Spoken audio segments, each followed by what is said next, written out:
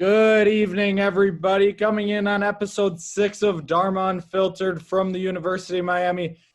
Tonight we have a very special guest, Mr. Will Fleck from the Boston area. Will Fleck, I met him probably, what was that? Probably about, 3 weeks ago, something like that. He would always compliment me on my shirt, so I appreciated that. I complimented him back one day, and we just started talking from there. And so he just sent me kind of what the synopsis for this podcast is going to be. And let me just backtrack to this: fast talking, full of energy, and straight out of the Charles River. Okay, you can get to that. You're explaining all of this, by the way. Bleed green and gold. I hope that means Packers. The most interesting man in the world. That's very, very bold. Go Sox. I hope that means Red Sox and not White Sox. Introduce yourself, Will Fleck. Good evening, everyone. Yeah, so obviously Reed gave me that good introduction. But yeah, I'm Will, and to kind of go off of what my synopsis was, I guess, is the Charles River is a famous river in Boston. It's known because it's dirty. You can't see down in it. And there's actually a famous song by the Standells, I think it's called. It's called Dirty Water, and it's about the Charles River. And one of the lines is, "Oh, Boston, you're my better." Anyway, I don't want to get into it. It's a good song. But that is one of the things that defines me, because iconically, the Charles River is something that a lot of people know about is Boston. And so far, in the first minute or so, you can probably tell that I am fast talking and full of energy. Green and gold, unfortunately, is not the Packers. It's a homage to the Celtics and the Bruins, both favorite sports teams in the city of Boston. Both actually went pretty far in the playoffs this year. I believe it was actually not the Celtics that beat the Bucks, but they did go farther than the Bucks. No offense. Fortunately. And the most interesting man in the world, I say that because the former most interesting man in the world is on, I believe, the moon or Mars. So unfortunately, he can't be reached. The guy Dos Equis. Where is he? Apparently, he's on the moon or Mars or wherever is there a language kind of thing? Like, I want to make sure I don't swear or nothing. And then no, go ahead and swear. No, it doesn't. I think it's called Dharma Unfiltered, so there's no filter. Well, I'm not saying that because I do it a lot, but if it comes out, I don't want to be right. Natural. Well, anyway, he's the guy, Dos Equis. Yeah, Dos Equis, see. I don't know if he's on Mars or the moon or whatever, but wherever he is, somebody has to take his place, and I have asserted the throne and taken that title. How are you going to continue to assert your throne? Are you the most interesting man in the world, or are you going to be? I am, because the viewers will see that for themselves when I get into a couple of the stories that I will tell. Okay, be careful with those stories. Be careful. And then, of course, go Sox, Red Sox. Yeah. Better than Yankees. I grew up. I mean, I kind of, if I had to pick another team other than the Brewers, it was the Red Sox. I don't know why. I think it was when was that? When did they win the World Series? It was right after 2004, 2007, 2013, 2018, 1912. What's up with the sports culture in Boston? Why are you guys so good? What can I say? Born and bred winners in every single field. Listen, I guess Wisconsin can relate. Don't sleep on Wisconsin. Bucks and Packers are pretty consistent. Brewers are kind of inconsistent right now, but we're getting there. Well, I mean, you guys have to have a winning culture. The Super Bowl trophy is named after the famous coach. Of course. Vince Lombardi. This year they look scary. The stars are kind of aligning to the year that we did win, the 2010 season. A lot is looking similar. You know, the Bears still suck, but they are number 2 in the North. I think that we have a good chance. We'll see. I'll knock on wood for you right now. I don't think I have any wood to knock on. Knock on your head. That's what I do if there's no wood around me. I just knock on my head. No. I'm gonna knock on this. There's some wood over here. Here. All right. There we go. Nice. There we go. All I right. love that picture too, the oranges. I don't have any pictures. Oh, the oranges of all things. How'd you say it? The oranges. The oranges of The all oranges. things. That's what it is. The oranges. Yeah, oranges. The oranges. Anyway, I do have a tendency to pronounce words differently also. Yeah. That should be noted. Well, differently than me. Not different than the people that you like where you're from. Yes. All right. Continue your I guess your campaign for you being the most interesting man in the world. I guess if there's one thing that you want everyone, the viewers, listeners, me to know why you are the most interesting man in the world, just say it and explain it. If I was to pick one thing, then to say why I'm the most interesting man in the world, I would have to say that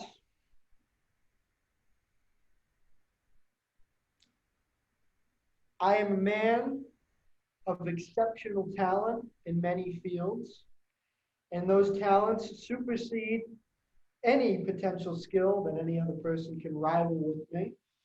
And I'm not doing this to gloat, but I have an uncanny ability for basically expressing myself to the fullest of my ability, not holding back who I really am. And that has been shown throughout my life, whether it be in my neighborhood, at school, down here in Miami. Mm-hmm. I've always stayed true to myself, and I'm not going to lie, it has gotten me in trouble. But it's worth it, isn't it? Correct. And it has made me one of the most interesting individuals. Sure. The world, but you haven't, have you ever met anyone more interesting than you? I actually met one person who I think may rival my interestingness, but I can't say he surpasses me, and that is a World Series of Poker winner. And he was very intriguing because he said all of 5 words, but he still projected this image of, I control the conversation. And that to me was very intriguing. And he always wore sunglasses, even when it was inside, in the dark. Okay. So he's the one rival. Okay. Have you ever heard of like what's the word? Ego? I'm not saying I have a big ego because I generally. But you're not saying that you don't have a big ego? Well, I'm not saying I do. I think that, I'm generally a very caring guy. I look out for people. I'm more of a team player than you may have been led to believe in the first 10 minutes here. But, the ability for me to be all for the team has gotten me in situations where the memories are quite good, if I do say so myself. And they all add up to me being the interesting man. That is. Do you prefer to work in teams or by yourself? That would depend on the situation. I usually, when I'm back home, I like to be with a group of my friends because it's always more fun. Plus, we look out for each other. Yeah. But if I'm doing work, I like to do it by myself because one of the things I believe in is What kind of work? What kind of work? I know a lot of different kinds of work.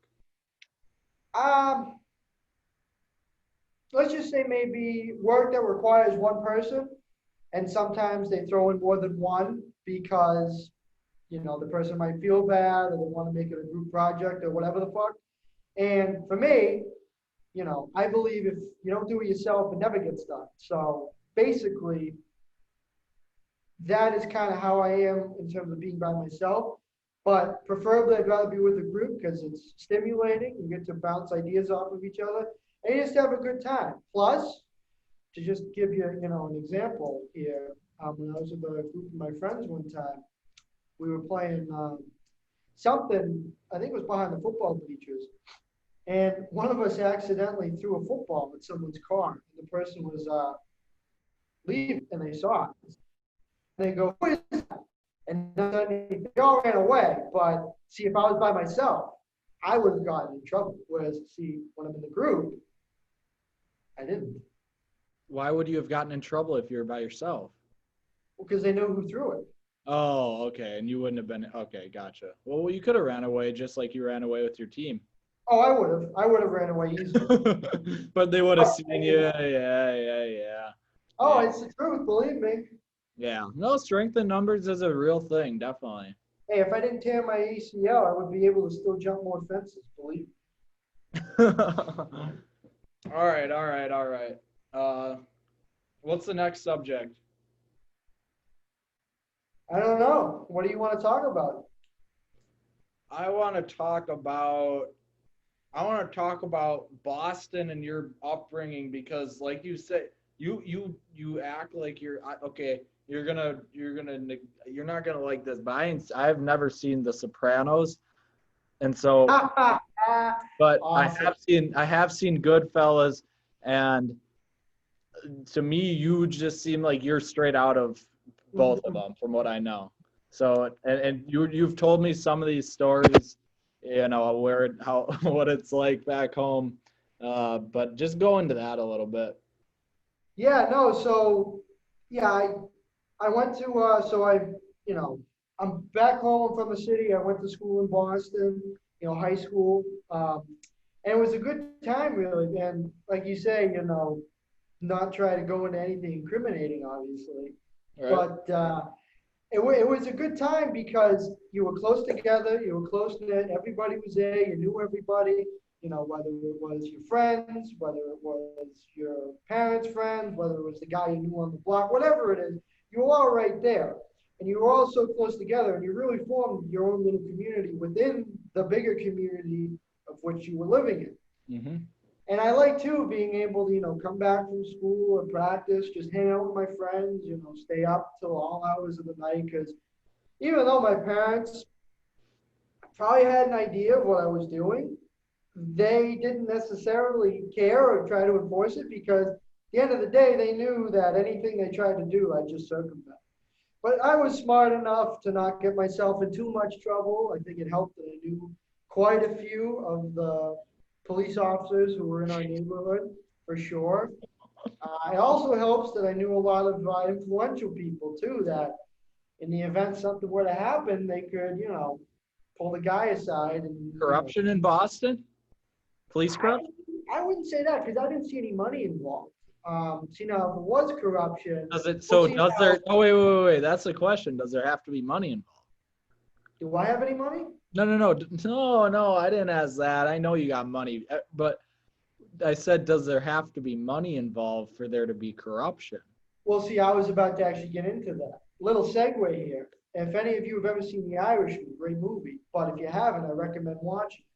There's a scene when Al Pacino and who's playing Jimmy Hoffa, who's, if you don't know who he is, he's the famous Teamsters union boss. He's sitting across from a guy in prison. His name's Tony Provenzano, nicknamed Tony Pro.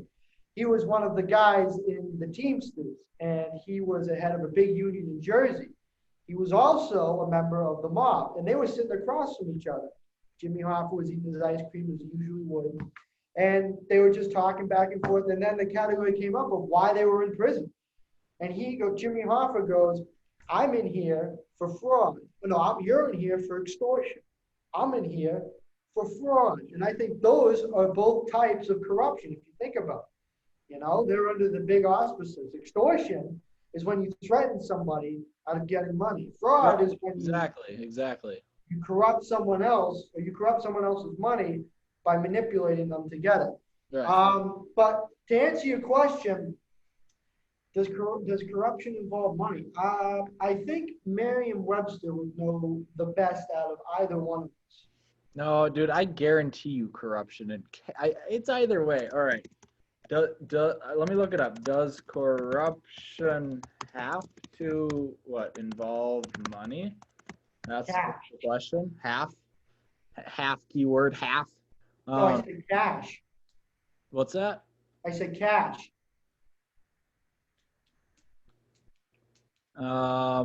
Here we go. Corruption can include giving or accepting inappropriate. Nah, dude, it can be bribes or gifts. It can be, it can be a lot of things. It doesn't need to involve cash. It can be a threat. Corruption can be a threat. Like that's totally, corruption is a huge umbrella, isn't it? Like you could threaten a cop and say and then he's on your team. Like you could threaten. Well, I will say you try and threaten a cop, you will get arrested. It's more so Right. like, No, but if you're getting away with that kind of thing, I don't know. But you know what I'm saying. I do, and I don't want to divulge too much because then Right. next thing you know, I may be in handcuffs. Right. Not that that won't happen at some point, but I want to try and minimize it as much as I You can. want to go to jail? No, but I find myself in certain situations where that possibility can't happen. Like, for example, were to just throw something on the wall. Last month, I was in the city of Tampa. And for all of you that don't know where Tampa is, it's on the West Coast and of Florida, Florida. not the United States. I was in Tampa. There it is, tie-dye. Tie-dye. And I was with a bunch of my friends, and we were in this part of the city where all the clubs and the bars and everything is. And one of my friends, mistakenly, I would hope mistakenly, because I'm assuming he didn't know the consequences. He, according to the police officer, assaulted police property when he punched a horse in the jaw, police horse in the jaw. Wait, this happened the other weekend? Last month. If it was last weekend, I'd still be in bed. That's how bad it was. But yeah, he punched the cop's horse in the mouth.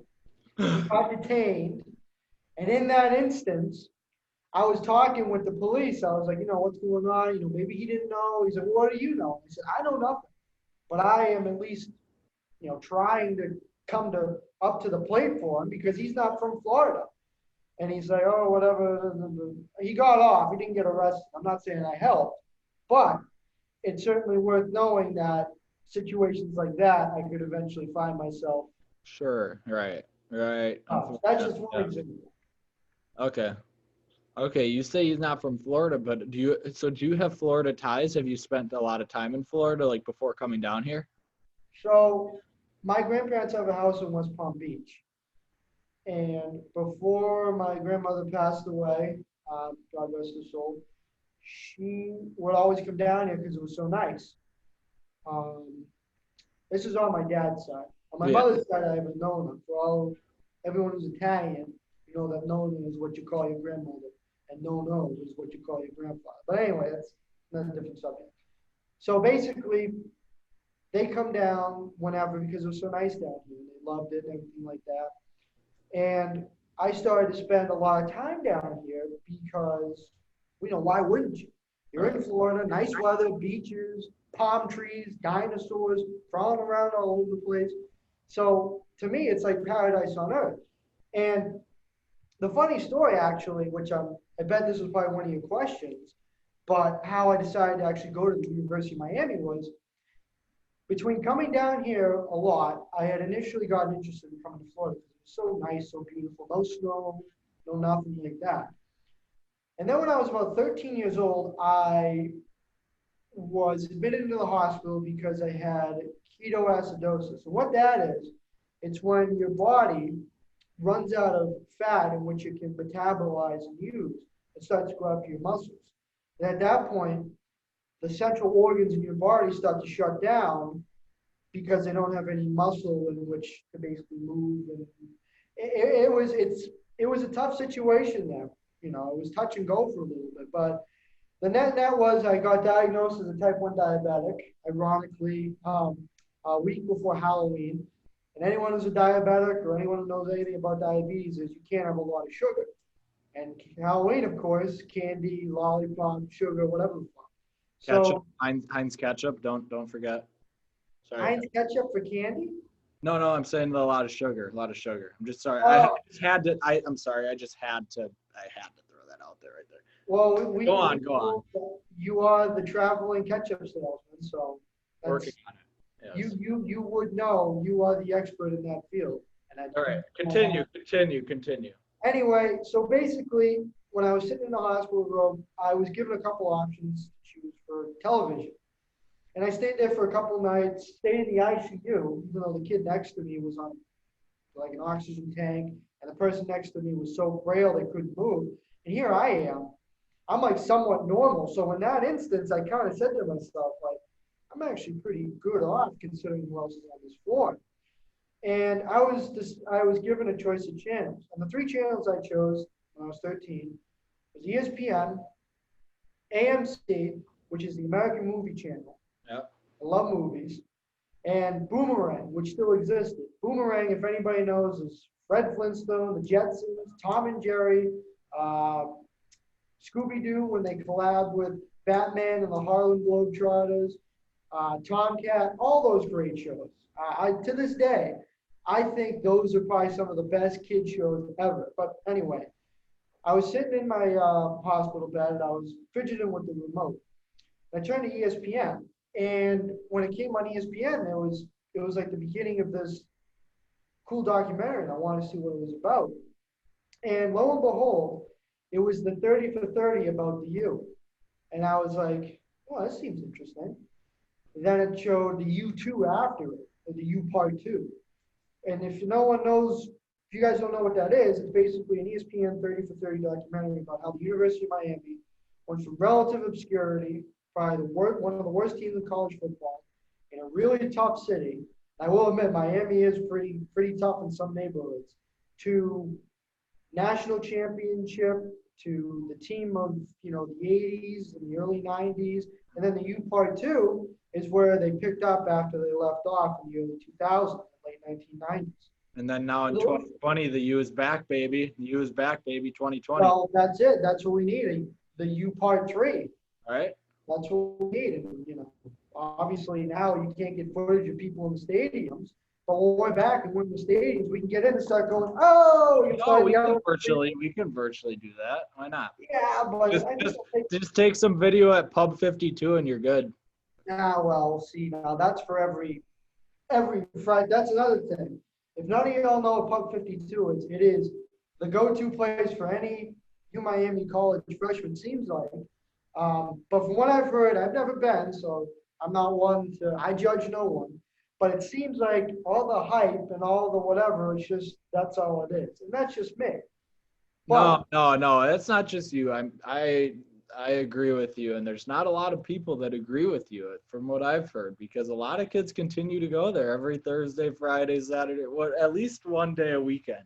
And it's like, I went once, and it's like, I walk in and it's literally all of Miami freshmen. It's crazy. Like, it's no one else. Like, it's every single person there. And yeah, I agree. I agree. It's kind of just the hype around it. I mean, especially now with COVID, there's not as many, bigger house parties and other options. So I guess that's the thing to do. I will say that business makes a killing off of the freshmen for sure. Definitely. No doubt. They pour a quarter of alcohol, 3/4 of water or something, give them the drink. They don't know a difference, yeah. See, that's just it. But anyway, getting back to the Miami thing, and after that I said, I really want to go to the University of Miami and play football. It's funny I say that when I was at that age, because at that age I was still, relatively speaking, not washed up, and I had been playing sports all my life. You're washed up now? Of course I am. Between my injuries, between being in college, between binge things like not eating, I do keep myself in good shape, but watching television and binging stuff at Pub 52 with the. But you don't go to Pub 52. Okay, go on. Sorry. You know what? See, this is where the interesting factor gets in. Okay, so anyway, basically, I wanted to do that. I want to go and play football at the University of Miami. Little did I know a couple things. One, I would be haggled with injury after injury for the next 3 years of the last 3 years of my high school career. One. Two, the requirements to be a football player at the University of Miami are, tough, real tough. And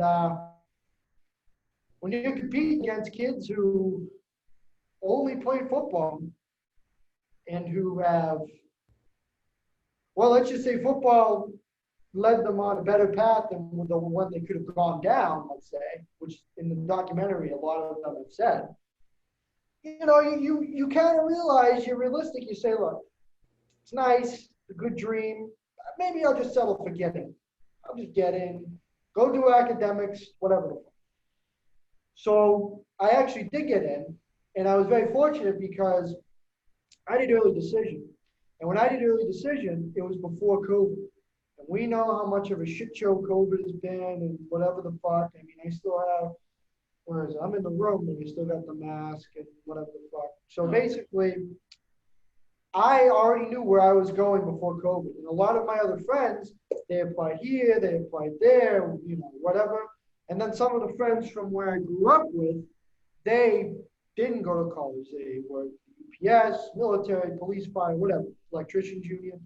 But the ones who did decide to go to college, they got into all these places and they didn't know where to go.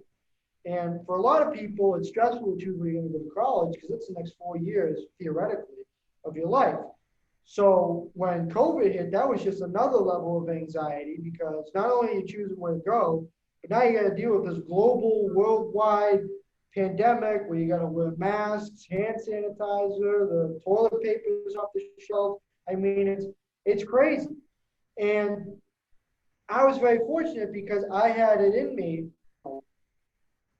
4 years prior, more, 6, that I was going to go to the University of Miami when I was, 13 in the hospital. Yeah. That's a really cool story, whether any of you believe that or not, that is the truth. So you ED'd here. Did you apply anywhere else? So I ED'd here. I applied to Providence, which is one, the capital of the state of Rhode Island, but two, it's a college in the state of Rhode Island. Fairfield, which is a city in Connecticut, and the college is obviously in Connecticut. I applied to Loyola Marymount, which is out in Los Angeles. I applied to UCLA, also in Los Angeles. And I applied to Tampa, which is in the city of Tampa. And I actually have a good amount of friends who go there. And I applied to GW, which is in Fog Bottom, Washington, D.C. And I was fortunate enough to get into all the ones I wanted to go to. But with ED, obviously early decision, not dysfunction. So Miami was easily your number one, like your number one choice. Yeah, from day one, when I saw the documentary, I knew Miami's where I want to go. Yeah. There was no hesitation with it. I wanted to go there because one, the documentary, two, I've been in Florida, visited for so many years, and three, I thought to myself, all my friends who I went to school with, they want to go to UMass, which is a good school for anyone who knows UMass. It's a good state school. Or BC, another good school, but it's in the cold. Right. When you get back second semester, you're freezing. You're from Wisconsin, so you know the cold better than I do, which good luck to you. I hate the cold. But anyway, I prefer sunshine over the cold any day. So those are the three big factors for me that kind of really made me pull the trigger on the U. And it was never a debate, really. For the management class, do we have to write a reflection essay for management? I do. Well, I know I do. she just talked about it in class today, the professor. But anyway, I started writing it and I said that sometimes I don't I feel like I should write, I don't ever think to write. And then when I'm forced to write in class, it ends up coming out kind of good. But anyway, I wrote, because you write things when you actually are thinking about writing it. It's things that you never really thought of or put on paper, I guess. So you may have thought of it, but it's in your subconscious and you got to get it on paper. Anyway. Right. I just said, I chose the city of Miami before I chose the University of Miami. I was just, I'm from this super small town in Wisconsin. And I was like, where can I go? I was just thinking, I want to go somewhere warm, somewhere by a big city, and somewhere by the beach, I guess. And this was the only place, and it's closer than Cali. I was considering some place in Cali, Santa Barbara, Berkeley, whatever. But it's really about the place, I think, especially for business students, because the curriculum, the amount of times I've heard someone say, "Oh, that's a good business school. They have a good." It's every school has a decent business school. Come on, let's be real. In business school, I mean, as I've talked about in some of my other podcasts, like business school is business school to the point where like I'm considering studying something other than business just to kind of diversify a little bit because a lot of the stuff in business is learned through business. Um, but yeah, no, I guess the biggest thing for me in my decision was definitely like the city. Like I just looked at the city, I'm like, hell yeah, now I'm here and really taking advantage of it, or 15 minutes away. Why not? Well, not only that, I think someone told me it's the capital of Latin America, Miami. Obviously, it isn't. Crossroads. Right. You Yeah. have the market for all of South America. They want to come into Miami. You then have the market for a majority of the Southeast, because Right. I think the biggest city, maybe the exception of New Orleans or Atlanta, in the Southeast. And you also have the name Miami, where that's where everyone wants to go to. So by default, you're going to get interactions with people who are from the Bahamas, who are from England, who are from All Saudi over. Arabia, who are from China, from all over the place. And that's a good thing too, because everyone comes to you, if that makes sense. And you get to meet people that way. Yes, definitely. Yeah. Did you feel that when at home, um, I don't know, I was writing about this too, like spending 18 years with, um, not to say that these, like obviously a lot of my favorite people are like the people back home. But just like only after 18 years of living in like the same house, pretty much, a couple houses, a couple places, but same places, same houses, same area, same people for 18 years. It was like I was just kind of drained. Like I need a new place and then I came down here and it was so refreshing just because I was finally able to just really, really have the opportunity to come into my own. Like I was leading the same exact lifestyle that I had led like the past 18 years or 4 years in high school specifically. And it was like, I'm just so ready for this. Everything about this. Like I still don't take this shit. We should never take this shit for granted, but just like, Oh, no. no. And kids do though, because a lot of kids from, again, I talk about this a lot, but a lot of kids from your area, that Northeast, I don't like to stereotype, but a lot of you guys, I don't want to say you guys, a lot of kids, I'm not even going to say the Northeast. A lot of kids just come from a lot of money and take this shit for granted. And it's ridiculous. If I may narrow down your geographical assessment, New Jersey, New York, Connecticut. Okay. That area. That's fair. That Very area, fair. sure. Yeah. But I mean, yeah, to your point, I mean, granted, I think we grew up a little differently, but we can easily kind of look at how okay? Yeah, so this one kid needs to use the whiteboard, so I'm just gonna hold on one sec. Let me just mute this real quick. Sorry about that.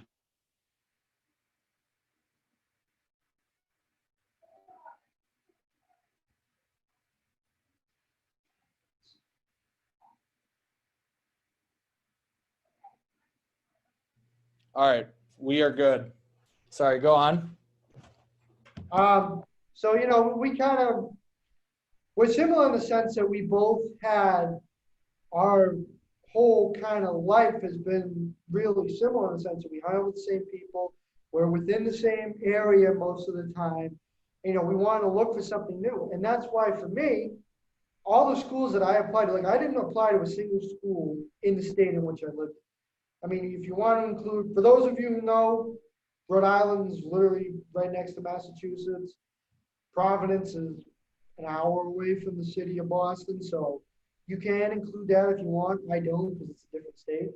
But I wanted to go someplace far because I wanted to meet new people. I wanted to experience new things. I wanted to be able to kind of like at you see those Benihana places where they throw the sauce on the onion volcanoes. I Yeah. wanted to spice up and flare up kind of my living, if that Yes. makes sense.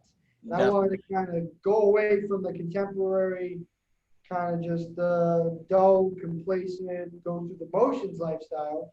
And I wanted to get a new perspective on life, a new way of looking at things. And I think here is the best opportunity to do that.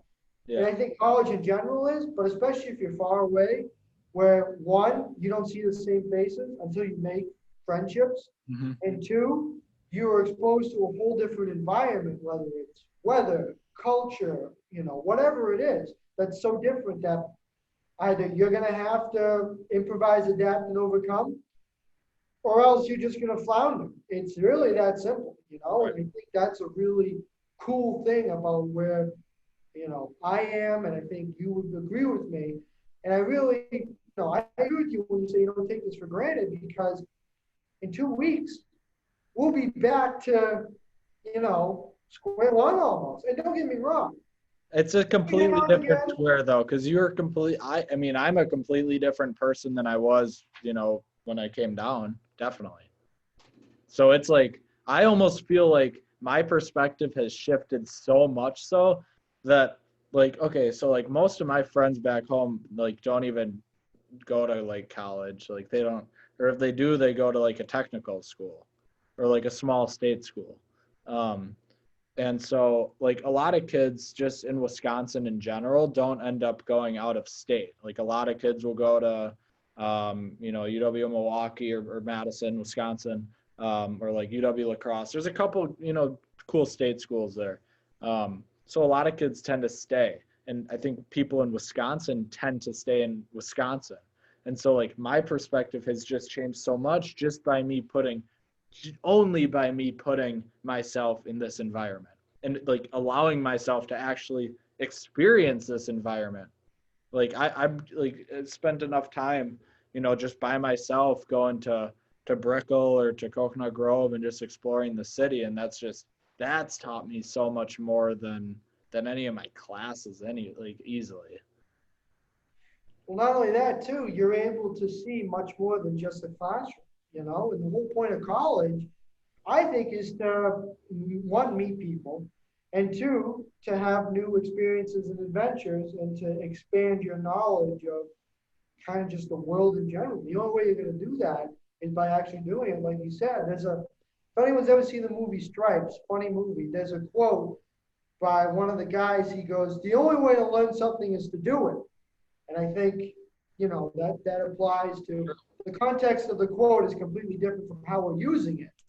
But I think it applies very much to exactly what we're talking Yeah. And so when you say we're back to square one, it's like I would hope that, and I think that, I believe that a lot of people, I don't know, obviously when you're in a new environment, your personality and you as a person change a lot. But like, it's gonna be interesting to see how different or how changed, a lot of those people back home are after 3.5 months.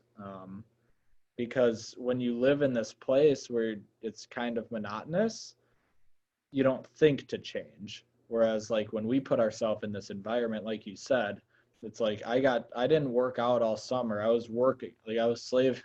I was no, I was working. I was landscaping every day, but never working out or not really focusing on my health. I was always eating on the road, eating Quick Trip. Shout out Quick Trip, best gas station in the United States. But yeah, no. And then coming down here, I'm like, okay, this is no bullshit. We're spending crazy money on this shit to be here. So I'm like super insane focused on like I've kept my schedule, I've kept my diet perfect, and it's natural at this point.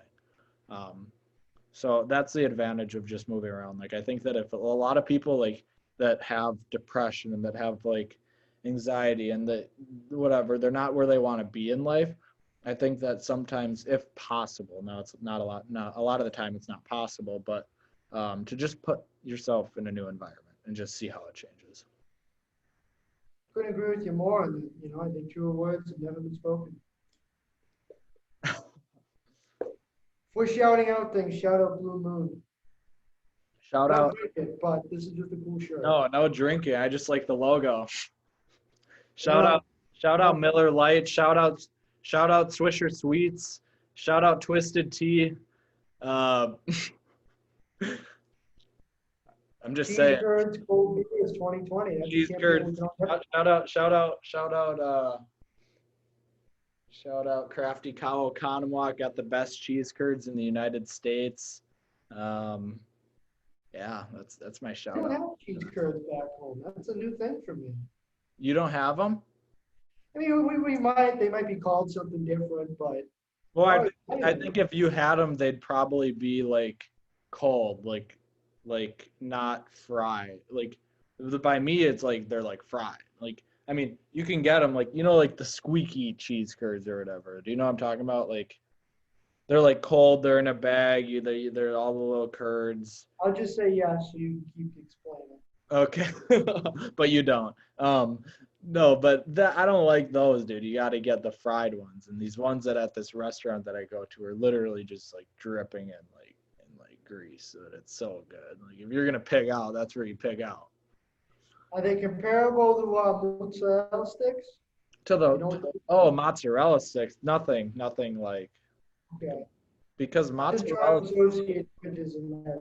No, because mozzarella, that's not a real cheese. Really? I was waiting. I wanted to see your You know reaction. you want to make that statement on live TV. No, dude, it's okay. It's not a real Talk Wisconsin. about not being incriminated. That's an Italian cheese that doesn't have any flavor compared to the Colby Jacks, the sharp cheddars, the Munsters, the Asiagos of the world. Come on, man. You can't argue with that shit. As somebody, you know what this is? And all the viewers would agree. This is anti-Italian discrimination. That's what it is. Did you just say anti-Italian? As somebody who's Italian, that's how I view it. I am sorry. Actually, I'm not sorry that I offended you because it's just the truth. I'm just kidding. It's a quote from The Sopranos. I can't argue with you because you're from Wisconsin. So all the cheese, it's like every cheese is competing with other cheeses to be the best cheese in the state that has the best cheese in the world.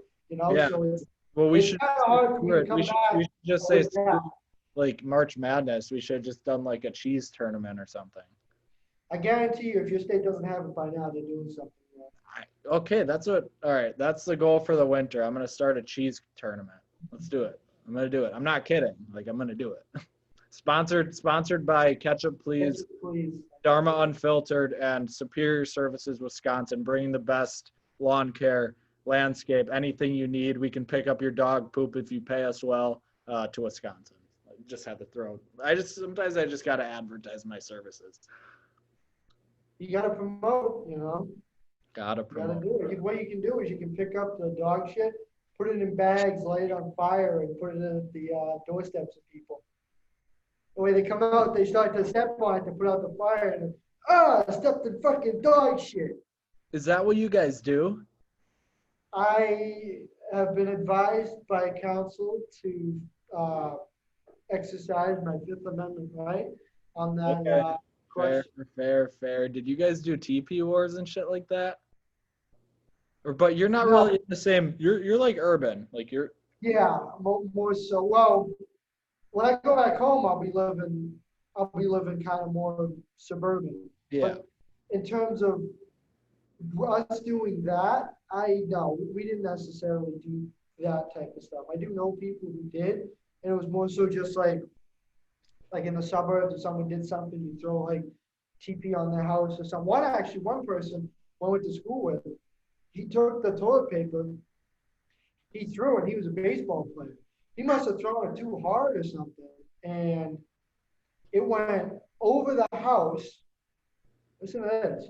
Over the house into the fire pit that the people were having. No. Bullshit. Yes. I call bullshit. Didn't happen. You can disagree with it, but that's how they rock. Because they had no idea. We thought they weren't home. No way. Look, I wasn't there. That's what I was told. I never did it, but that's what they That's told. insane. Jesus. Now, the house didn't burn down. That's, I think, Wait, were the people there having the fire? they thought, so the way I interpreted it was the kid did something. They figured this is the best way to get back at them, that or egg them. Egg Yeah. them's what we do, so which is a little bit more intense. But they were gonna do that, and this was in like a small town inside of the city. And they thought they went home. The lights were out apparently, but apparently he threw it over the kid's house and landed in the fire pit. That's what I was told. Now I know the kid who threw it. He has a terrific arm. He can very well easily make that throw. He's probably the best when he throws. You'll see him. He's great. He throws it like real good. I don't play baseball, but he throws it real good. Yeah. You were quarterback though, and you're still throwing like this? No, quarterback's different. Quarterback is this. Quick, yeah. Even though, but anyway, so I know he's good. I know he can actually do that, but I was not there to witness it. Go Pack, go. Go Aaron Rodgers. Tom Brady is a system quarterback. Agreed, even though I'm from Massachusetts, I'm a Dolphins fan. Yeah. Rodgers win. Well, are you a Tua fan? Yes, tanking for Tua. Tua for the win. I'm going to Miami. Fair. Feel bad for Fitzmagic though. Poor guy. You know who he is? Ryan? Yeah, got the big beard. Yeah, Ryan Fitzpatrick. And he got booted from his job. They didn't get rid of him, but he's not starting. Yeah. So do you guys think you Boston people, you think you kind of like run the Barstool Sports game? We do. It's not we think. We do. You do. Yeah, you have to. Look, like I say, we breed winners. And Portnoy Must 2024. I think that's a campaign everybody can get behind. Got two entrepreneurs, two great minds. I would say Musk Portnoy. Isn't that what I said? Portnoy what? Portnoy Musk or Musk Portnoy? What's it? I'm just saying Musk should be president. I see. Portnoy's the little compared to Musk, I should say. Portnoy is like the little guy who's kind of the sideshow that's gonna get some of the younger vote. Throw Kanye in. Why don't we have like a double VP type thing? Why not? Maybe he could do something. I mean, he's definitely vocal enough, Did you see his Joe Rogan thing? I did not. I heard about it. I did not see it though. You gotta watch it, dude. I've always been overall. I've always been a fan of the guy because he's like, people say he's crazy, whatever, but like some of the things that he's saying, man, like it makes sense. Like he was talking about how he's like a visionary and how he's seeing all these things, but a lot of the shit that he was saying, a lot of people could like just discredit him right away and say, okay, like it's his ego or whatever. Right. But a lot of the things that he was saying was actually somewhat like viable. Like he's just kind of misinterpreted, I think. My opinion. Be great is to be misunderstood. I forget who said that, but I think it's true. Right. You a Kanye fan, music-wise? What kind of music do you listen to? As the most interesting man in the world, this is going to be an interesting answer. Well, it's really uninteresting in the sense that it's rap. But when I was younger, well, yeah, I guess when I was younger, my mother would always listen to two things. Coming from the household in which she came from, she'd listen to classical music, which helped me focus when I did my homework. Mm-hmm. So when I was doing it, I'd be listening to. And then the place I hung out, they'd always play old school music. Frank Sinatra, Dean Martin, Tony Bennett, anyone who knows these.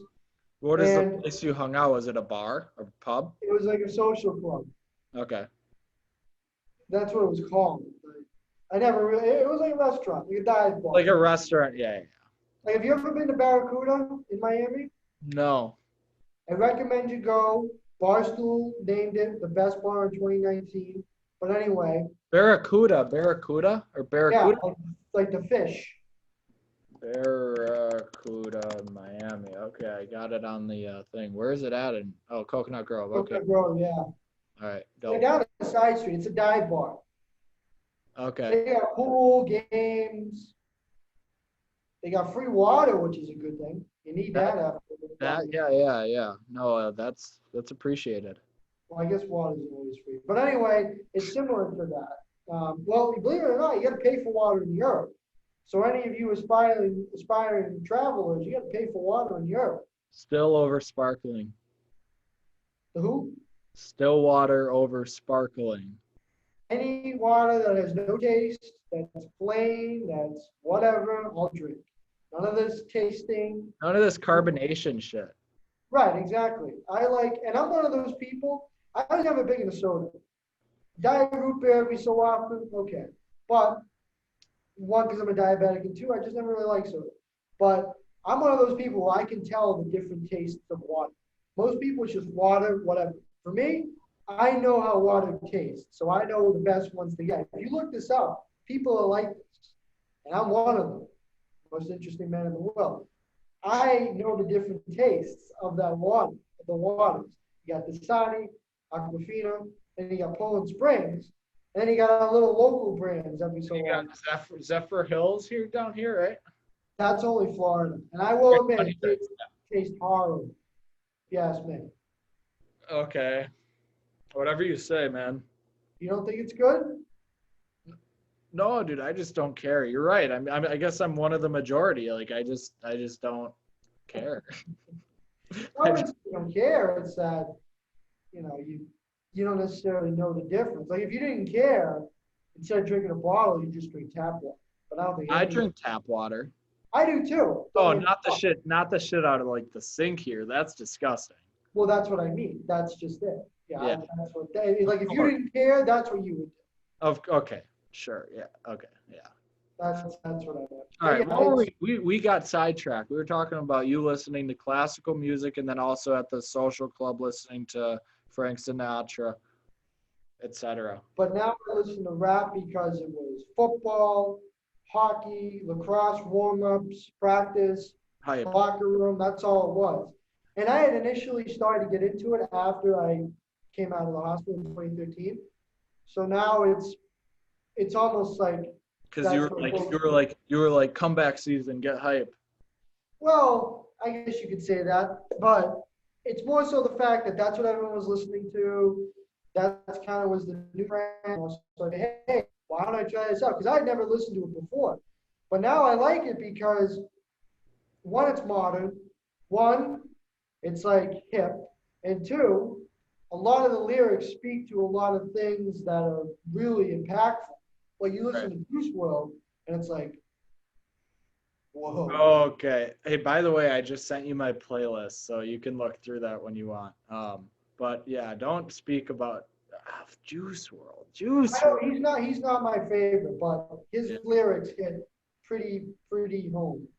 Yeah, I just don't listen to a lot of these new guys. Like I'm more like not old school. Like I mean, I'll listen to some like older stuff like Dre, Biggie, Tupac, but it's mainly I listen to a lot of like, Kendrick, Cole, Drake. Yes. Shout out Ishtar, Milwaukee rapper. Listen to Ishtar. His shit. If you're talking about hitting home, that shit hits home. What's his name? Ishtar. It look write it down. Ishdar. He's on spot. He's on everything. Ishtar. Okay. Ishtar. Yeah. Yeah. No. So do you pretty much only rap? Yeah, primarily because like when I go for runs, as you know, my routine, get up at 5:30, go for a run in the morning. My playlist, that's really all it is. It's whatever song shuffles. And I've had songs on there, like for example, I have some Tupac and things like that. And they'll come on, but it's like I hit the shuffle, I get going, I listen to that, I go to the gym, that's what I listen to. When I do homework, it's either that or podcasts that I listen to. And then, when I'm just kind of like doing things, I listen to that type of music. It's like I said, it's second nature with me. And then of course, I'm used to the old school music at the social club, or when my mom puts it on because that's what she grew up with. Mhm. That's what I had known from hanging out there. So for me, it's like, Right. No, it um, makes sense. Definitely. Yeah. and it gives you a wide range of different tastes in music. So you're able to speak somewhat intelligently on it. Like I'm Right. able to say, like, you know what I mean when I say Juice WRLD's lyrics hit, deep. And then when I go to talk to somebody else about saying how Frank Sinatra's vocals were, top of the whatever, they'll know what I mean because I have knowledge in that kind of Definitely. field. Definitely. Listening to a variety of music is definitely part of cultural competence, I guess. Most And definitely. like another example too, I had never listened to EDM ever before I came down here. I listened to it like once or twice with a couple of friends who I met from Jersey, and it's like this is pretty cool. It's like a mix of I find it weird pop though. music I and like I rock. thought, have you heard of like Steve Aoki? I don't I don't know No, anyone. I don't know a lot either, but like we have this festival called Summerfest in Milwaukee. Mhm. It's just insane. Like it's, you pay 12. They have bigger shows, but you pay most days. It's like I think it's like a week or 10 days or something in the middle of summer. Obviously canceled this year. But you pay like $12 and you get in, or $20 or something, and they just have these like free stages that you can just hop around. But it's Steve Aoki, and that's what kind of introduced me to the EDM thing. Um, but yeah, I don't know. Do you listen to that when you're not like at a club or like at a concert? Like I wouldn't. I think it's more so music you listen to when you're around a bunch of people and you want to get everyone hyped. At like a party. Uh, well, yeah, like even back home at parties, I never. Well, I know you're talking about house parties. They had house parties with my friends at school. But the kids that I hang out with, it's usually you go out, you do things, you go to these different places, you go to a park, you Rap, go to rap, rap, rap, woods or whatever. right? Huh? Rap, rap, rap, rap, rap. Well, primarily, yeah. Yeah, And it just be someone's speaker or somewhere like if it's in someone's basement, the playlist will play different songs. But I had never listened to the EDM. yeah. Now, granted, I knew it existed and like I knew it was a thing, but I didn't know it was this big. Like I've met so many people who say you never listen to EDM, and here I am thinking I thought it was normal not to listen to it, Yeah, not to I haven't know. either. No, a lot of my guys haven't either. But that's again, that's another thing where I don't know enough about it, but like when a song comes on that I know it's EDM that I've listened to, like anyone out there who knows the Brett Kavanaugh automatic that one, if anyone knows it, or like the one where it's like Ricky Bobby, where he's like, I'm the best there is, plain and simple. I wake up in the morning and I piss excellence. Like when they have those mixes into that song, I forget what the song's called. Like I'll know it and I'll be able to like talk about it, but I wouldn't know the name of it.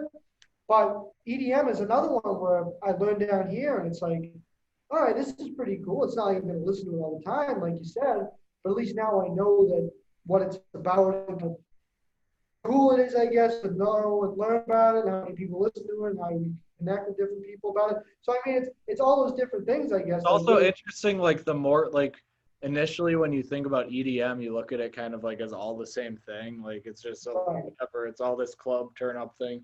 But like the more you listen to it and like the more clubs you go to, the more of that like atmosphere you listen, like you start to realize how actually different like each song is and each artist is, and like how different like the vibe that song produces is. It's I think it's pretty cool. Yeah, I do too. And like I say, it's good to get an expanding kind of field of knowledge when it comes to that stuff. Yeah. Because that way, if it comes on, it's not like it's awkward, you don't know what you're doing. You can at least kind of vibe to it, if that makes sense. No, yeah, for sure. For show. I'm not no country though for you. Not No every country country guy. reggae. Yeah. Yeah. I grew And up I should, listening and to I a lot should, of and country. it's funny because a lot of my friends, they like country. And you're in the Midwest, A lot of but country by me. right, and I would assume that. But even with me, there's a good amount. But I never really got into it. Every now and again, there's a couple songs that are, okay, but it's not like I have a playlist dedicated to it. It's Right. not like I listen to it religiously I'm or not like, gonna listen to Kenny Chesney in downtown Miami. Like it's just you right, listen, yeah, your environment often determines what you listen to. right. I agree totally with that, And the other thing too is like country I feel like is very repetitive because it talks about the same things a lot of the time. You know, like I might be stereotyping, but like trucks, girls, beer, guns, Friday night, things like that. All the same You know, thing. I feel It's like all. America, like I Listen, feel like those are all deep down, I mean, not no, I half agree with you, like, because I think that you could kind of say the same thing about rap. Like, I guess I look at rap like there's two different kinds of rap. There's like the kind of rap that is about the money, the drugs, the guns. It's all the same thing. It's literally all the same as country. It's like the same topics, I guess, just in a different like set of culture, like I guess. Uh, and then so there's like that type of or rap, and then there's the kind of rap that's like more conscious, like J. Cole, Kendrick, like those people aren't necessarily talking all about like J. Cole's rap is completely different than Lil Baby, like it, right. but there's different there's a there's differences in country too. Um, And maybe that's just me stereotyping because I haven't listened to enough of it. But yeah. to answer the question, Do you know where all the states are? Do you know where all the like? Do you know like? I feel like an idiot asking this, but I've met a lot of kids that couldn't tell me where Wisconsin is. Or like, where is that? it's next to Michigan. Right, but so I feel like you would be the kid to know. Like, everyone should know the 50 states. Everyone Yeah. should know like the right. Like, do you like?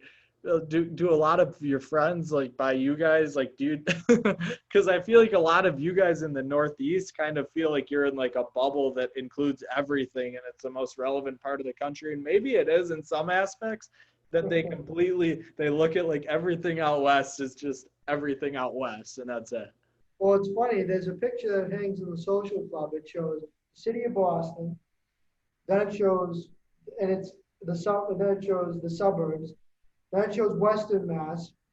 Then it shows the rest of the country, and then it shows Hawaii with a volcano, and it's a Bostonian's view of the world.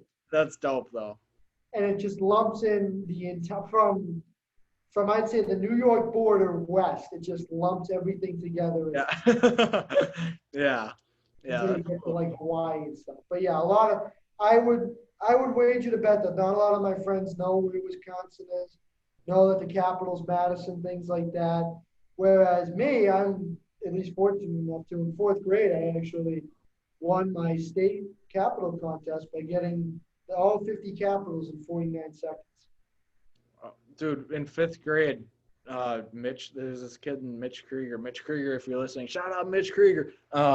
But anyway, we had to do this like talent show. And so fifth grade, our teacher was Mrs. Vasquez, and anyone listening to this right now, and Mrs. Vasquez, that was without saying too much, that was an interesting year. But anyway, we had to do this talent show. And Mitch, so like we have this rug like in the classroom with the map of the United States with all the states. And Mitch comes in and he says, "All right, name a state. I'm gonna name the capital." And and Ms. Vasquez says, "Mitch, that's not a talent. Sit down. You can't do that." And then he's like, "Okay, name the capital," and she can't name it. It was hilarious. But she just completely like shit on his idea to do this this fucking talent, quote unquote. It was funny. But I mean, for majority speaking, that's kind of how we view the world. Yeah, yeah. It is what it is. All right, let's wrap this up soon. Um, I got some shit to do yet tonight. Kicking me off But already, huh? say it again. You're kicking me off already. Oh. Well, unless what else do you want to talk about? No, I'm just breaking your balls. That's just my personality. Oh, but no, but seriously, if there's any, like, I don't have to go right now, but I do have some shit to do tonight. But I can talk for a few more minutes. Like, No, I know you, and same here. I was just kidding with you, but I mean it's no, but seriously, are there any specific things that you'd want to like that are on your mind or that you'd want to talk about or that you want people to know about Boston or about you or about the East Coast or about your culture, anything? Did you hear the weather report from Mexico? No. Chilly today, hot tamale. God. Holy shit. If anyone knows The Sopranos, that's a Soprano reference right there. Okay. Shout out The Sopranos, best TV show ever. Figured that was coming. Have you seen Atlanta? No, So, Childish Gambino? yes. He tweeted that. So, Atlanta is a TV show about this up and coming rapper in Atlanta, and his cousin his name is Earn, but it's played by Childish Gambino, Donald Glover, and Donald Glover directs the entire show as well. So there's been 2 seasons. I think it's some of the best television I've ever seen. I got to watch Sopranos. I'll give you that. I do need to watch that. Also, write down Atlanta. Let me write it down. Okay. Atlanta, and then also Silicon Valley. If you haven't seen that, that's a great show. But no, Atlanta. About the valley itself, It's like it's funny. It's a comedy, but it's about like a tech startup in Silicon Valley. Okay. It's cool. But anyway, Atlanta. So he did 2 seasons of it, and I don't remember what the exact quote was, but just yesterday or 2 days ago or something, he tweeted that Atlanta seasons 3 and 4 will go down as some of the best television ever, head to head with only Sopranos. So he did say out of all shows though, he did throw out Sopranos. So that gives you a little bit of reference.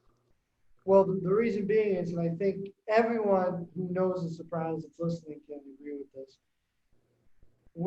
And Bryan Cranston, who was Walter White from Breaking Bad, Yep. another great TV show. He tweeted out when James Gandolfini, who played Tony Soprano, passed away. He said, quite simply, without Tony Soprano, there is no Walter White. And I think he also mentioned Don Draper, who's also Mad Men, who I've just gotten into. So that's kind of how he got his legs, eh? Well, yeah, he basically modeled his character, Walter White, almost off of a lot of the mannerisms of Tony Soprano, like having fits of rage, being very intelligent about what he's doing, the kind of moves he makes. But also because James Gandolfini's character set the standard for a good kind of TV character that almost played like a continuous movie style character. It's almost like, if anyone knows The Godfather, it's almost like taking Michael Corleone from The Godfather, who's played by Al Pacino, and stretching him out throughout a 7-season TV show.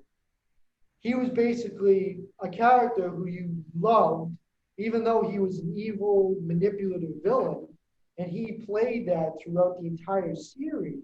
And you got to see him change and develop and things like that. Whereas a lot of TV characters, they were one-dimensional. Like, have you ever seen Seinfeld?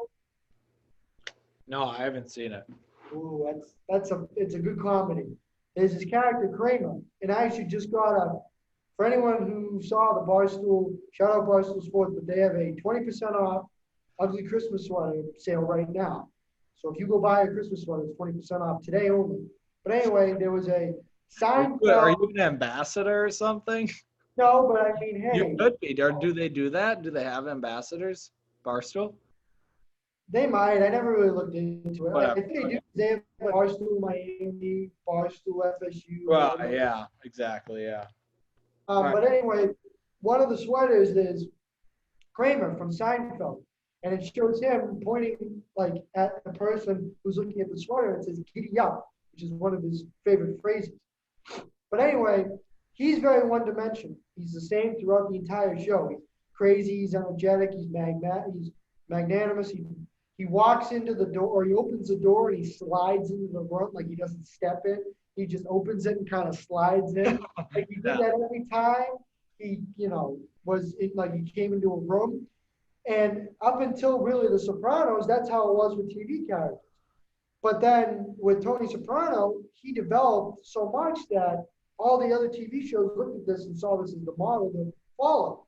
It is unfortunate, though, that initially The Sopranos did not get as much praise and really don't get, I think, enough recognition because they were around during the same time as the TV show The West Wing, which is another very good show that talks about kind of government and all that. It's somewhat funny. But anyway, they're around during that time period. And that TV show is also really good. And I do recommend that. But I think that The Sopranos set the standard for what television shows should be. And I think as a result, they've all changed because of The Sopranos. I think The Sopranos is the equivalent to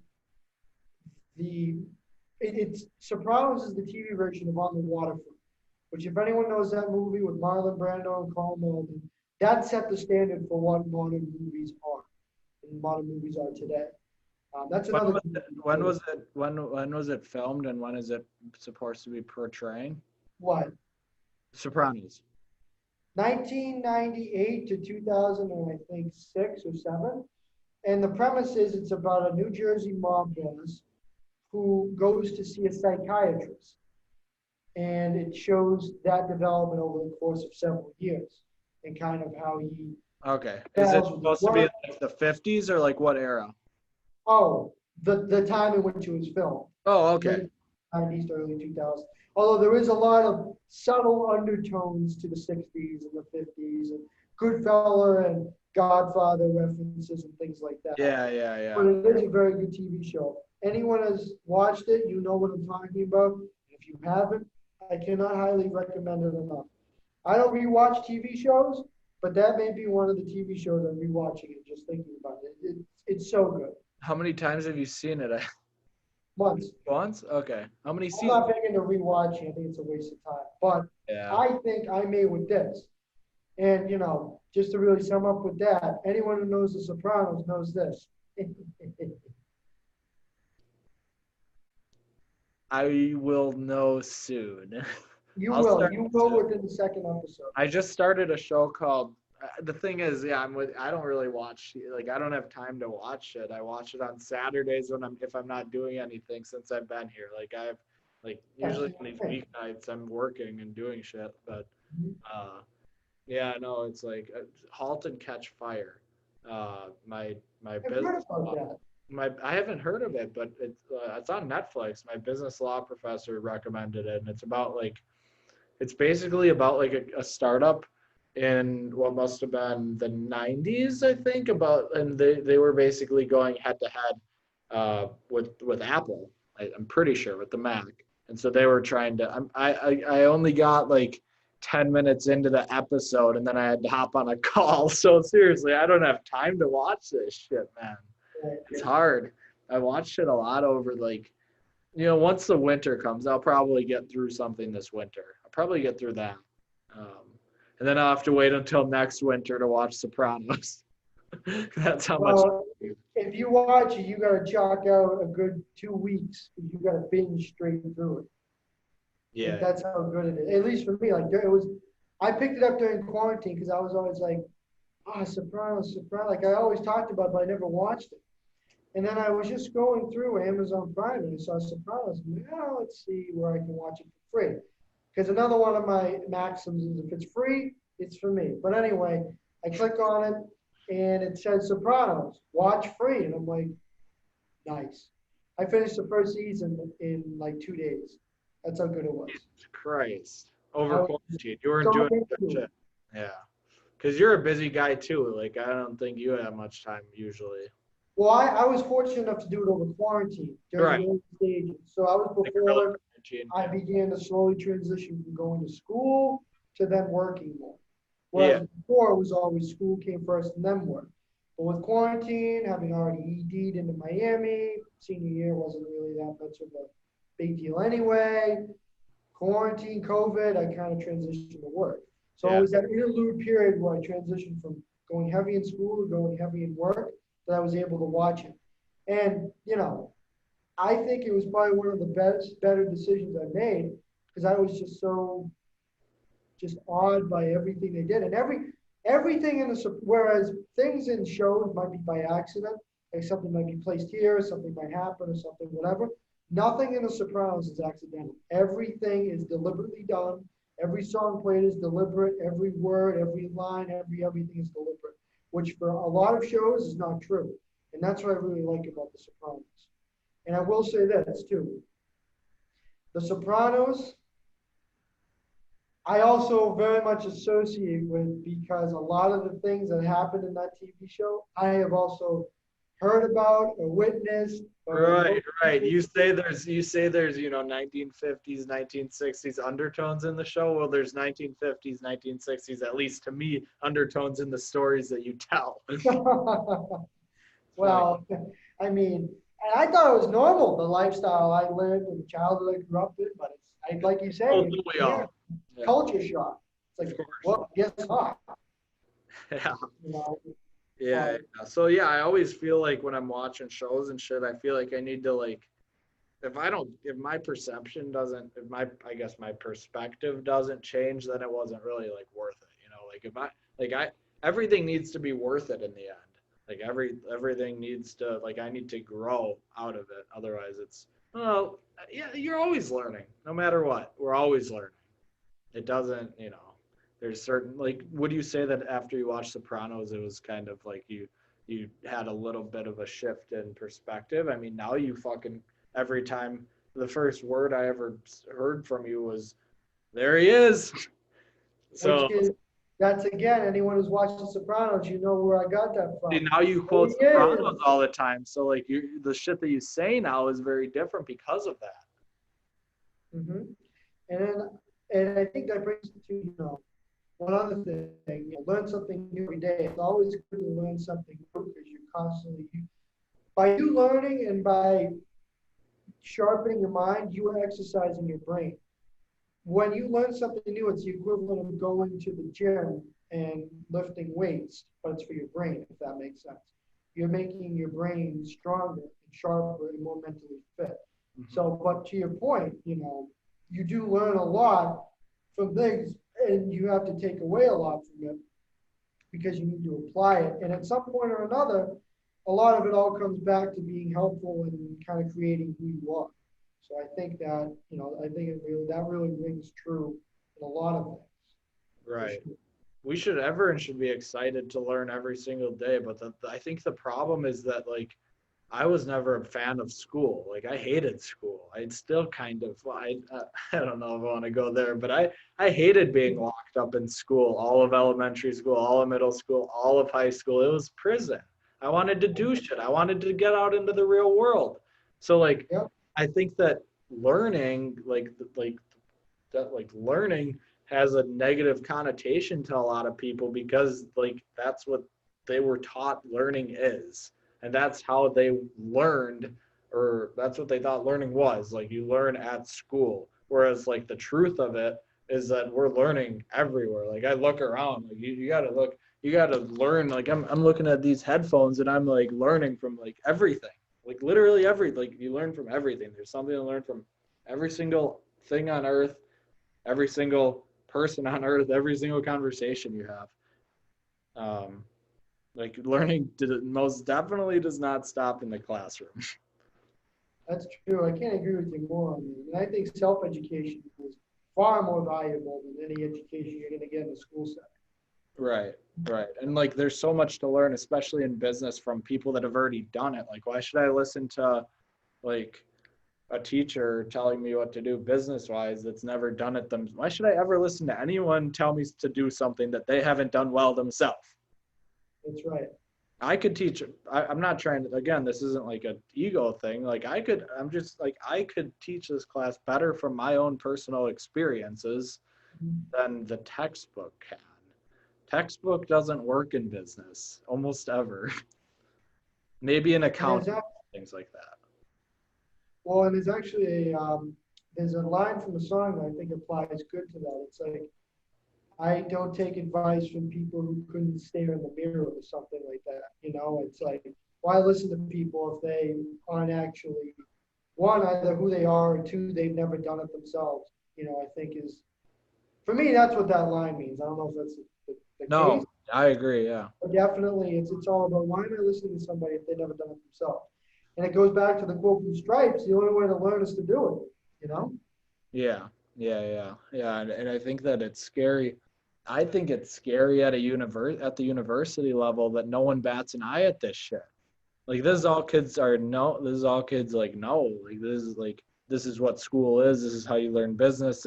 They haven't had the experience of starting their own thing, which most kids just haven't. But like I wouldn't even say grateful. I did it, like whatever. But um, like we just have me and you both because of our experiences have a completely different perspective than the majority of people, and it's scary in that a lot of these kids don't realize that. And like you know what I mean, like it's scary that when I see, for example, like that LinkedIn assignment, like everyone, like we're literally forced to create a LinkedIn, we're Yeah. forced to create a resume. It's like it's like what's the next, my roommate and I were joking, it's like what's the next assignment going to be, like is the assignment at the end of 4 years going to be get a job that you can't like leave, like seriously, it feels like it. It's literally the Matrix. It's like everyone is, we're being forced into this like system and people don't feel like there's any other way. Like the fucking blind leading the blind. Yep. Can't We need agree to with you wake more. up. Gotta wake these people up. Gotta be woke. Gotta be woke and gotta spread the woke. Stay woke. Yeah. Well, I agree with you on that for sure. There's definitely a lot of criticism that can get better, but I don't know if it will in terms of the way we want it to. Right. And it's one thing, like, there's always those people that are gonna like, I don't know. You're never gonna wake everyone up. There's just always gonna be people that they just can't. They're just not ready. But what we're doing now is planting that seed for them to, if there's a kid hearing this that maybe everything that we were just talking to directly applies to them, like maybe now, right? Exactly now, when they're listening to this, they're thinking about it, and that's enough. Like that might be enough. And that's enough of a purpose for me doing this right now. Even if it's one kid, like that's the One goal. man can change the world. Get the hamster Uh, on. but the most interesting man can change the world. Only the most interesting man can sell you on a beer that you should buy. Is that your favorite? No, I just think it's a cool show. Yeah, Stay, yeah, stay thirsty, my friends, which you are right now. yeah. I've been drinking lots of water tonight on this. What is it? Tuesday night. Uh, yeah. Yo soy el capitán y el capitán está llamando mucho y cuando el capitán está llamando, ¿cómo se dice answer? ¿Dónde está el baño? Whoa, that's all you need to know. All you need to know when you're at Barracuda on a Friday night. Okay. All right, let's hang this up. But first, the most interesting man in the world, Will Fleck. Tell me about what you want to do in your life. Tell me about what the fuck you're on this earth to do. Tell me what you're going to do. Tell me what you feel like right now in your head you want to do when you're laying on your deathbed. You want to be like, fuck yeah, I did this, and you're not regretting not doing it. And what are you going to do in the next few years and over your life to get there? Well, what I'd like to do ideally is become a real estate developer, as some of my friends back home say, a real estate mogul. And I say that because I have a very unique ability to look at something and get opportunity at it. As John Lennon would say, you give me a tuba and I'll get you something out of it. You give me a plot of land and I'll get you something out of it. I'll be able to look at something, look at what the demand is, the need, and I'll be able to say, I think that's what we need. And I'll figure out ways to, because I'm the type of person where I can scheme my way into getting a lot of things, whereas most people would go through the process and they whatever. I know a guy, or I got a guy, or I hire a guy, or I know somebody. I would be able to figure out a way to get where I need to be that is the most cost effective, time efficient, and the best in terms of, I guess you could say, legally possible. So for me, it'd be to become a real estate developer build whatever the need is, preferably build a nice, big, beautiful building with my name on it and kind of, live in a penthouse and then generate enough money where eventually down the road, I'll be able to put that money towards running for the presidency. You want to be president? At some point, yeah. Same. And I want to do it on my own accord, meaning You want not to have do any it like special Bloomberg? interest. You want to do it like Bloomberg? Yeah, or Ross Perot, I think is a better, if you know your history. Ross Perot, he said on Larry King, and I don't know if he's still living, Larry King. I know Ross Perot died, God bless his soul, but he said, I will not sell out to anyone but the American people. And that's the way I feel. The only special interest should be the American people. Well, one thing that I have to say about that is how much did Bloomberg end up spending on his campaign? The way I look at it is how many problems could he solve that he said in his campaign that he was going to solve using the money that he used on his campaign trying to be president? Well, I think that also brings into perspective too, I've read somewhere in an article, the way in which U.S. politics is now, it's such that the only way in which somebody is going to ever attain office is two things. One, they're a well-known name, household, everyone knows who they are. Mm-hmm. Or two, they come from a big pile of wealth. And I think we saw with the last president, that's how he got elected, wealth. Like he was very wealthy. And then with the president-elect now, he's a well-known name. He was Barack Obama's vice president. He's been in politics for a long time. Everyone knows who Joe Biden is. Yep. So I think if you come from one or the other, like, for example, when I say, actually, let me back up. There's a card I read every Now, Donald Trump is a crazy, unicorn. He's both, which is hard to attain. And that's what I'd like to be, but a little less, outgoing, a little more reserved, I think. Yeah. But I have a thing on my, when I wake up every morning, I say, and it's how much wealth you desire, the time limit to acquire it, what you're willing to do to get it, and then what steps you're going to take to get it. And the last point and the steps in which I'm going to take is to make myself into a household mainstream name. Like when you think Steve Jobs, he's a household mainstream name. Jeff Bezos, he's a household mainstream name. To your point, Donald Trump, household mainstream name. How are you going to do it? To be at some point where it's like Will Fleck, and everyone's like, oh, I know him, or I know about him, I know of him. And then I have the money to then be able to actually fund it where I can engage with the people. It's all about engagement. Like, for example, I think. Wait. How do you build your household name? How do you build your platform? How do you build your audience? That is dependent on what you want to do. But I think a good way to start is to get your name out there, get your name known in a lot of locations.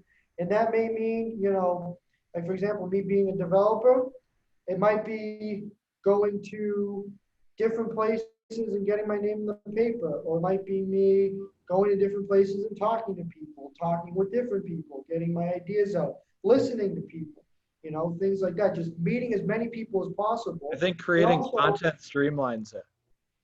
Well, but also get my name out nationally, like on the news, social media, digital media, things like that. So people look on their phone, it's like, oh, it's Will Fleck again. My face is always there. Right. And obviously it comes with a lot of scrutiny and criticism and so forth.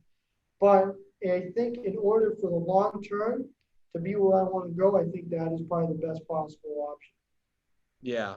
Because if you look at Bloomberg, I think even just not with like presidency, it's like anything. I feel like if you want to do anything, a platform is necessary. If you want to make real impact, like having your name well known and a platform is usually pretty necessary. And if we're to use that example, look at that girl in Afghanistan, Malala, who's advocating for women's rights. She might be Syria or Iraq, but anyway, she's not running for president or anything, but she is a mainstream name because she has a platform and she's speaking about really. Right. And if she chose to work, I think she's in. I don't want to misquote this. Isn't she from India? She's young, real young. Pakistan. Is it Pakistan? I'm pretty sure. I knew it was one of the countries that. Yeah, Pakistan. Okay. She is 23 now. That's crazy. Time flies. Holy shit. I remember when she was like 16 or something. And I she know. got shot or whatever. I know. We're getting old, man.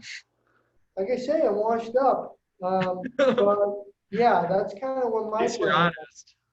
Yeah, no. Well, Really, that's just the way platform to be. necessary. What would you do if you're president? And If wait, I wait. was First of all, I think that there might be value in practically getting to office. I think that there might be value in like running for Congress or like Senate first. I was thinking maybe governing. Or yeah, like something smaller first and seeing what you can do. That's a way to get your name well known, especially in politics.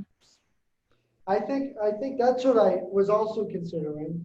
Everything right now is kind of up in the air, but for sure it's business and real estate development and all that. Yeah. Then after that, it's kind of who knows which avenue. But in terms of what I would do, my three biggest things would be one would be to give every person equal opportunity, whether it's work related, racially related, so that nobody gets slighted on opportunity. Everyone's Money? presented. Well, no, like for example, Have you researched much of like Andrew Yang? yeah, I have. He's more so giving people money on a baseline. Mine's more so if you're going for a job, there should be no restrictions on you getting it. Like there should be no hoops you gotta jump through, with the exception of qualification. Like you need to be qualified. Like for example, if it was me and you, and some restriction or something in place was we only accept people from the Northeast, you would feel pretty slighted. You know what I mean? Right. I'd rather give people the opportunity, whether it's on any line, on any level, race, gender, sexual orientation, whatever, they have an equal starting point as opposed to everybody else. No one gets the I don't get it. I don't get it. How do you do that? So, for example, Problem now. if you look at what is where you going? I'm locking the door to make sure no one barges in and starts screaming. Well, if you look at kind of the landscape right now of the business world, it seems as if it is very difficult for people who are not, and this is one of those interesting topics to talk about because I've never experienced this, but people who aren't white, it seems like a few and far between in the higher ranks of business, really in general. That's the redlining that happened in the 1930s, and those people are still, those communities that were originally segregated, and all the black people or all the people of color were like Milwaukee to this day is still, I think, the most segregated city in America. And it's literally like the river, and on the west side of the river, it's literally all the black people that are, you know, lower class socioeconomic wise. I think that's like when it started, like, you know, way back, you know, redlining days. And that's something I try and get rid of because that puts them at an advantage already because they already had such a low baseline. How do you do that? They have well, for example, introducing fair and quality housing in general. So there's no redlining, like you said, enable people to live in neighborhoods they want to live in, so they're not stuck in the same generational trend where my grandma lived in this neighborhood, my parents lived here. Well, I have to live here because, well, I can't live anyplace else because I can't afford it. 1, 2, this is all I know. Or 3, I can't go there because I'm not welcome. It's all those things that contribute to this idea of I can't get past where I am now, so I might as well just be. I agree. I agree 100%. I just don't understand how you're going to do it. Well, break down like, it sounds great. I think one of the ways in which I can do it is implementing policies through the legislature to knock down a lot of the existing things. Like, for example, Milwaukee, you said, is one of the most segregated cities in the country. You know, why is that? You look into the issues that make that the case, and then from there, you generate policies, and then you draft bills and sign bills into law that generate from that deep digging research you did that then completely knock down any sort of restrictions or anything that's in place that's keeping it from being like that. So you don't have people on one side of the railroad tracks and people on the other side, if that makes sense. The only way you do that is by understanding the issue, by knowing how to act, by acting on it, and then following through with enforcement. And the way in which you do that is kind of like you realize what the problem is, you see it, you then figure out ways to improve on it. You get people's opinions on both sides of the aisle, you get it from the people who live there, you get it from everybody. And then from there, when you act on it, you have a wide variety of a consensus where it can make an impact and there won't be any roadblocks or obstacles in your path because you already consulted with so many people that it's so bipartisan that you're able to push it through and actually bring lasting change. Hopefully America as a whole by that time is just a little bit less partisan, because like you run as a Democrat, I feel like you're a Republican regardless, and like half the country is automatically going to dismiss you if you're a Democrat as a libtard. That's an issue. Or if you're if you're a Republican as a racist. Right, exactly. And that's the other thing too, where it wouldn't be something I do, it's just kind of something I would try and usher in. It would be a general consensus and understanding that, if I'm get elected, I'm the president for everybody. Even if you didn't vote for me, I'm still going to work every single day for you. I'm going to work for the, wealthy white business owners, and I'm going to work forever, and I'm going to work for everyone. Right. And not only that, if you didn't vote for me, I'm going to work harder for you so that I can try and get your vote to show that I am, in fact, the president for everybody. Right. So that's one of the things I do. Definitely try and give everyone an equal opportunity to do whatever they want, because in this country, we're one of the few in which that can happen. And that includes breaking down racial, socioeconomic barriers, cultural barriers, even environmental ones. And then another big thing I would do is keep the U.S. out of any war in which we don't have to be in. You look at Iraq, you look at Afghanistan, what do we gain from that? Nothing. Just blood and treasure. Focus on America. Huh? Let's just focus on America. Right, exactly. There's no reason for us to go. Now, if we have a Hitler, that's different. That's different. But if you're just going to a country for the sake of invading it, there's no reason to do that, in my opinion. Yeah. No, that's another thing I would do. And then the third thing, I would say, I would just, so it's opportunity for everyone based upon their, irregardless of their standing and race, no wars. And I think the third thing would be to create such prosperity, whether it be economically, whether it be socially, that we become the envy of the world, where everyone looks at us again as the shining beacon of freedom, this city on a hill that everyone wants to go to, because if you can make it here because you can't make it anywhere else, or you can actually attain your dream because the American dream. So I, do policies to increase the economy, to give everyone, whether it be the proper amount of government services while also reducing the burden of taxes that are unnecessary. It's kind of a lot of different things that make people from outside of our country say, they're doing something right. I wish I lived there. I'm going to try and live there, things like that. So I think it'd be a wide range of things that I try and cover, but to try and get everyone to know in this country that I'm working for them. I think at the end of the day, that is what we need, because you hit it right on the head. We're so partisan that, when a Republican gets elected, the idea is he's only going to cater to his Republican base because he needs them to get reelected, and that's it. Or if a Democrat gets elected, he's only going to cater to their base because he needs to get elected, and that's it. Whereas you don't have a John F. Kennedy or Ronald Reagan or somebody who brings people together, and when they do something, everyone agrees with it because they know that it's for everybody and not just for that specific party, if that makes sense. 100%. I think that's what we need desperately at this point. Yeah, I'm 100% with you. Well, it's good that we're 18, 19 and we got some time to sharpen up these ideas. So to the point where, hopefully in 20 years or so, we might be running with or against each other. We'll see. Yeah, we will. It'll be the Wisconsin ketchup salesman against the most interesting man in the world. Okay. That's a little bit demeaning. I'm not just a ketchup salesman. I also do landscaping. All right. Fair enough. All right.